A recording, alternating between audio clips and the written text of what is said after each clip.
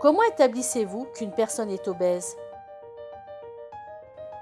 Eh bien, ce diagnostic repose habituellement sur, bien sûr, un examen physique, un examen clinique, ainsi que l'étude des antécédents de la personne, ses habitudes alimentaires et s'il pratique ou pas régulièrement des exercices.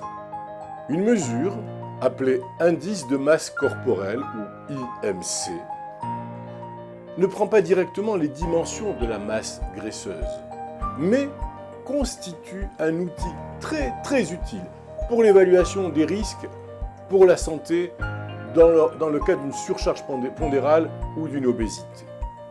On estime que les valeurs d'un IMC santé se situent entre 18,5, 18,5 et 24,9. Alors, comment on calcule cela? On calcule un IMC en se servant du kilogramme et du mètre comme unité de mesure. Quelle est la formule permettant de calculer son IMC?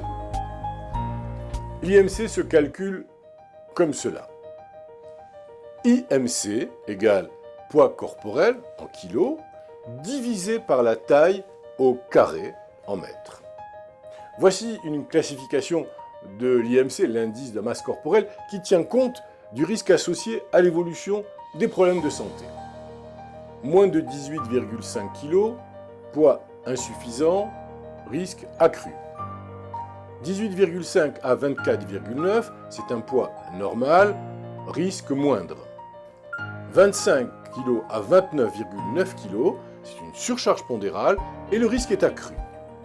De 30 kg à 34,9, on parle d'obèse de classe 1, risque élevé.